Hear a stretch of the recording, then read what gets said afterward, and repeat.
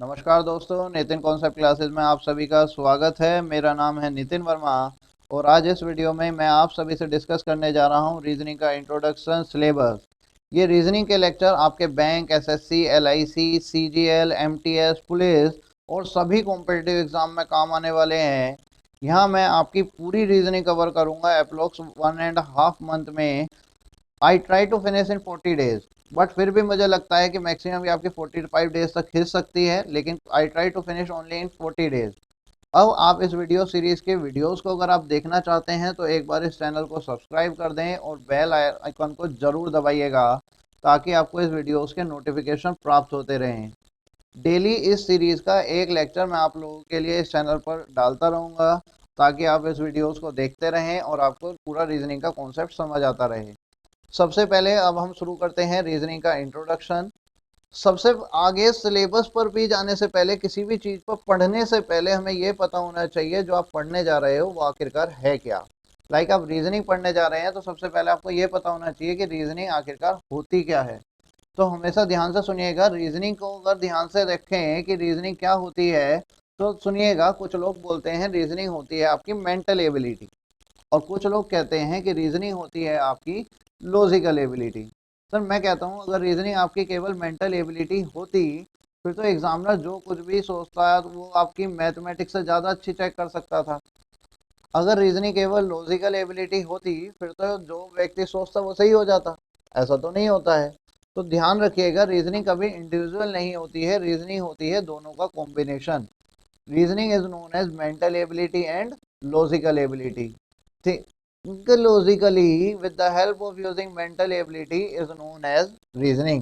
अगर एक शब्द में बोलें तो कह सकते हैं रीजनिंग है सर केवल और केवल आप लोगों के सोचने की क्षमता। आप लोग जो कुछ भी सोचते हैं समझते हैं वही क्या कहलाती है, रीजनिंग कहलाती है। यानी कि आपकी thinking of mind is known as reasoning. एक शब्द में खत्म कर दूं तो मैं कह सकता हूं जो आप सोचते हैं वही रीजनिंग है। ठीक है। अब अगर इसे एग्जाम के पॉइंट ऑफ व्यू से डिफाइन करें सर तो हमने इसे दो पार्ट्स में कैटेगराइज किया है। First one is for verbal reasoning and the another one is for non verbal reasoning. Verbal and non verbal. Verbal को भी एग्जाम में टू पार्ट्स में कैटेगराइज किया है। First is analytical and the another is logical. Analytical कुछ नहीं है, जो मेंटल एबिलिटी थी वो आपकी एनालिटिकल रीजनिंग है और जो लॉजिकल एबिलिटी थी वो आपकी लॉजिकल रीजनिंग है। नॉन वर्बल क्या होती है, जब किसी भी क्वेश्चन का कोई भी पिक्चोरियल रिप्रेजेंटेशन दिखा दिया जाता है, कोई भी क्वेश्चन आपको आकृति की फॉर्म में दिखा दिया जाता है, तब उस रीजनिंग को हम बोलते हैं नॉन वर्बल रीजनिंग। अब एक बार हम इनके सिलेबस को देख लेते हैं कि कौन से पोर्शन में क्या क्या, सिलेबस में क्या क्या टॉपिक आपके एग्जाम में पूछे जाते हैं। तो सुनिएगा जरा। वर्बल रीजनिंग मैंने आपको बताया कि दो पार्ट्स में कैटेगराइज है, एक एनालिटिकल में और दूसरी आपकी लॉजिकल में। एनालिटिकल की बात करता हूं तो यहाँ पर ये आपके कुछ टॉपिक्स हैं, ध्यान से देखिएगा। सबसे पहला टॉपिक आता है अल्फाबेटिकल ऑर्डर, हिंदी में बोलते हैं अंग्रेजी वर्णमाला। कोडिंग डिकोडिंग, कूट भाषा, ब्लड रिलेशन, रक्त संबंध, डायरेक्शन एंड डिस्टेंस, दिशा एवं दूरी, ऑर्डर रैंकिंग, क्रम निर्धारण, स्लोगेज। रीजनिंग का सबसे स्कोरिंग, सबसे इम्पोर्टेंट और सबसे ज़्यादा कंफ्यूज करने वाला चैप्टर अगर सर कोई है तो वो यही है, slogan.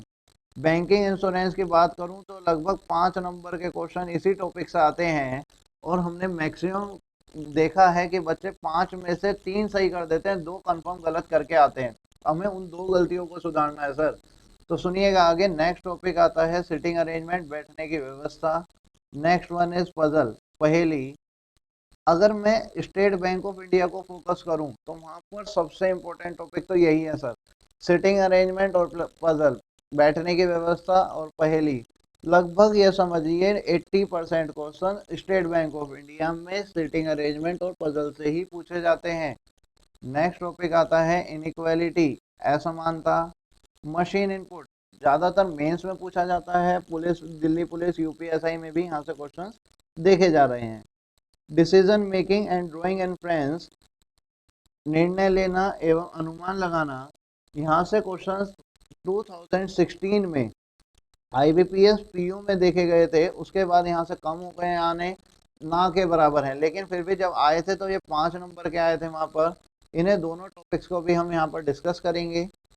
Series, analogy and classification, sir 13 से लेके 17 तक ये जितने भी चैप्टर्स आप देख रहे हैं ये आपके कभी भी बैंकिंग के अंदर नहीं आया करते हैं। ये हैं ओनली इन एसएससी, मीन्स जिन भी एग्जाम्स में जनरल इंटेलिजेंस लिखा होता है ये टॉपिक वहीं पर आ रहे हैं, यानी कि बैंकिंग इंश्योरेंस में यहाँ से क्वेश्चंस आपको नहीं मिलेगा। टॉपिक कौन कौन से?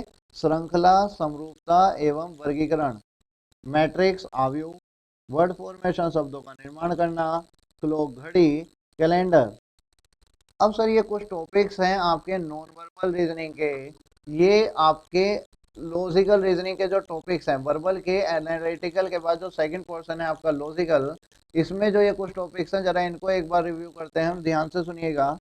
सबसे पहला टॉपिक है स्टेटमेंट एंड अजम्पशन, कथन एवं पूर्व धारणा, स्टेटमेंट एंड कंक्लूजन, कथन एवं निष्कर्ष, स्टेटमेंट एंड आर्ग्यूमेंट, वार्तालाप करना, कोर्स ऑफ एक्शन, कार्रवाइयाँ, कोज एंड इफेक्ट, कारण एवं परिणाम। अगर इनके एग्जाम के पॉइंट ऑफ व्यू से मार्क्स का रेशो उठाऊं मैं यहाँ पर, लगभग 2 से 3 क्वेश्चन यहाँ पर, 1 से 2 यहाँ, 2 नंबर का क्वेश्चन यहाँ पर, 2 से 3 यहाँ, 1 से 2 यहाँ, इतना रेशो लगभग बैंकिंग के मेंस एग्जाम में जो आता है वो यहीं से पूछ लिया जाता है लॉजिकल रीजनिंग का। अब बात करते हैं वर्बल, आपको पता लग गया एनालिटिकल एंड लॉजिकल।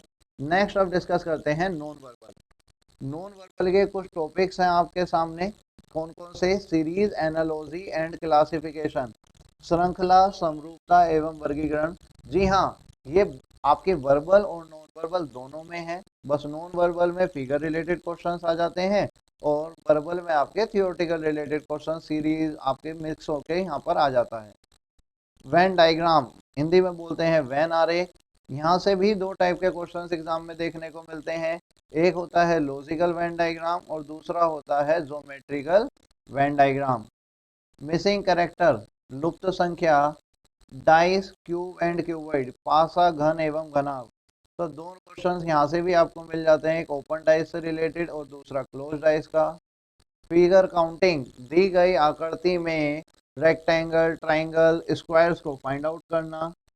इमेजेस, या तो मिरर इमेज का क्वेश्चन पेपर में देखने को मिलता है या फिर वाटर इमेज का। पेपर फोल्डिंग एंड कटिंग, कागज को मोड़ना एवं काटना। फिगर कंप्लीशन, आकृति को पूर्ण करना। मिसलेनियस, और भी कंप्लीट नॉन वर्बल के जो भी रैंडम टॉपिक्स आपके बचते हैं उनको हम आपको यहाँ पर डिस्कस करेंगे नॉन वर्बल में। ये आपका एक कंप्लीट सिनेरियो है रीजनिंग का जो मैं आपके इस चैनल पे कंप्लीट मैं आपको कराऊंगा लगभग 40 to 45 डेज के अंदर।